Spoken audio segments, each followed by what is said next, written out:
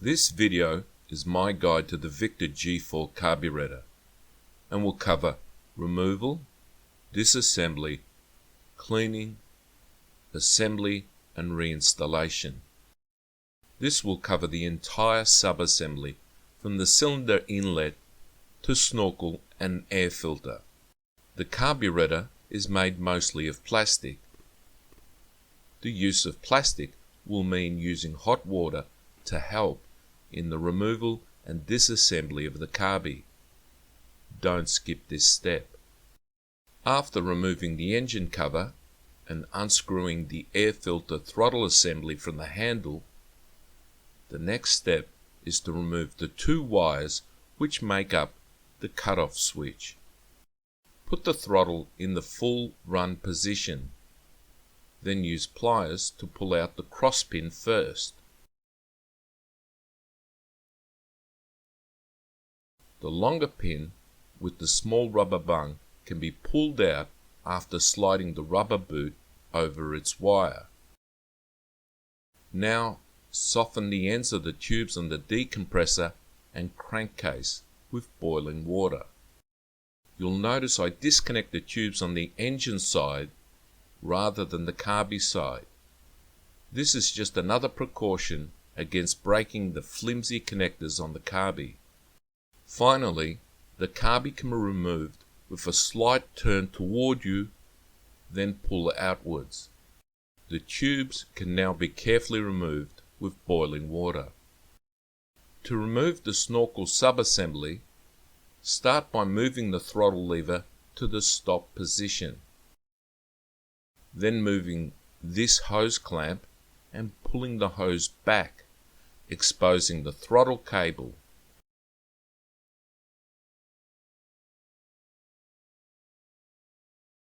Now jiggle the cable at an angle and it should come free. Look in this end of the carby. There are three letters molded in the base of the poppet valve, A, B and C. Take note of the exact position in relation to this inlet. This is a tuning setting for your particular mower. Remove the faceplate by undoing the fuel jet screw. Use a correct size screwdriver to minimize damage to the soft brass screw.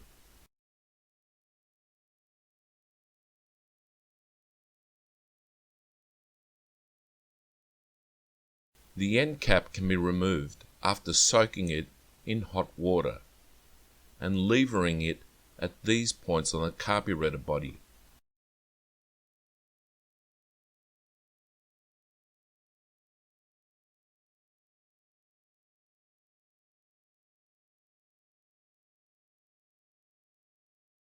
The large spring, the diaphragm and its support plate are now visible. To remove the diaphragm, slide the support plate over the hole. Then pry the diaphragm loose with your fingers.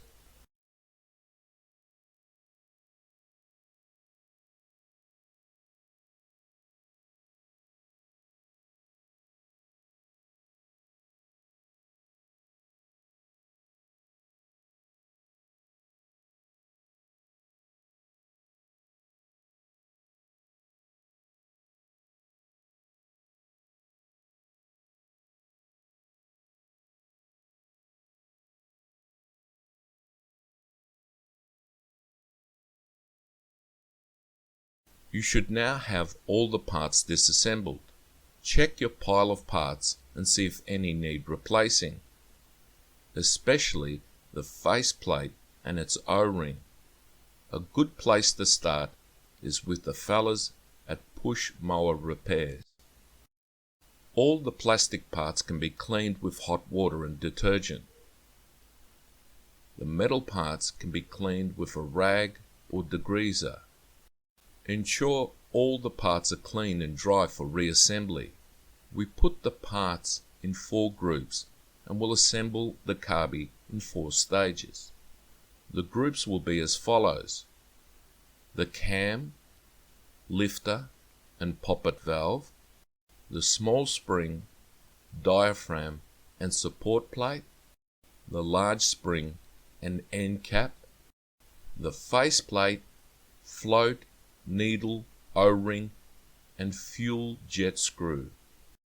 Note the orientation of the body, and note these features molded on the inside of the carby. There are 3 sets of guides that enable the lifter to travel up and down. I start by dropping in the cam with the blades facing down. Note this flat surface is against the internal flat face of the carby.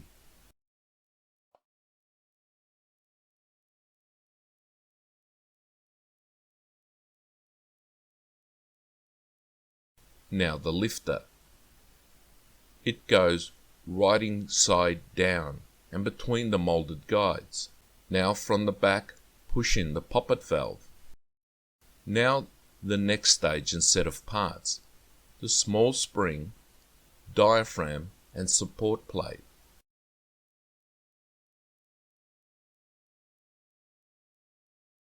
Push the diaphragm down with this side up, and now the support plate.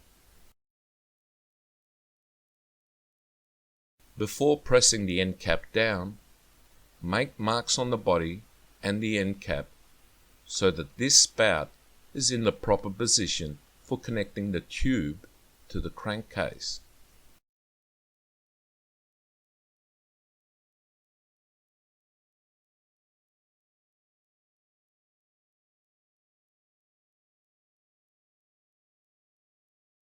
Finally, we can assemble the faceplate, needle and float with the O-ring. The needle is inserted in the hole on the outside with the point facing up.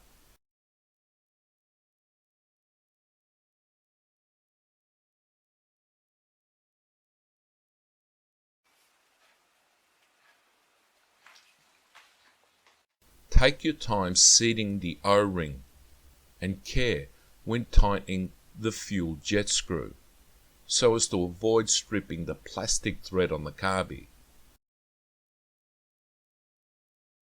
Before attaching the cable, the snorkel subassembly may need attention. If you need to take these apart, hot water is handy here also. Clean out any obvious debris from the rubber connecting tube, snorkel and air filter housing, and spray degreaser or lubricate the cable. Once cleaned, the action of the throttle should be smooth. To reattach the throttle cable, a piece of stiff wire with a small hook is used. The cam is moved to this position. The cable is adjusted so that there is about this much sticking out, about 3 centimeters. Insert the cable at an angle at this point, and then lay the cable home flat so that the small ball terminal finds its way. Try it a couple of times to ensure the terminal is home.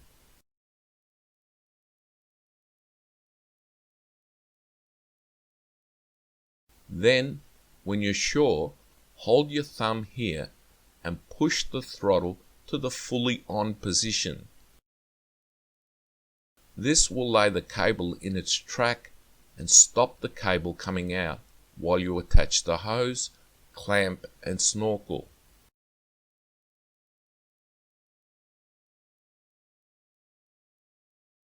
Ensure the rubber tube, snorkel and air filter housing are aligned correctly.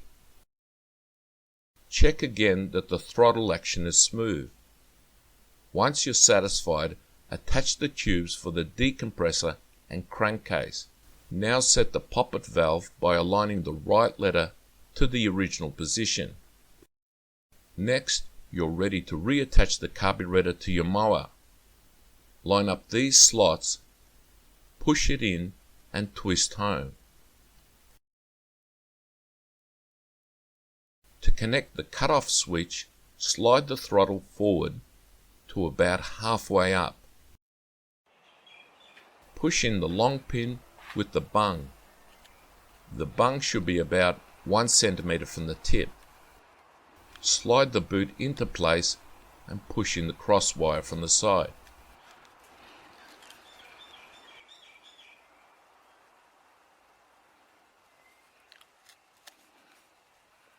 And now connect the tubes.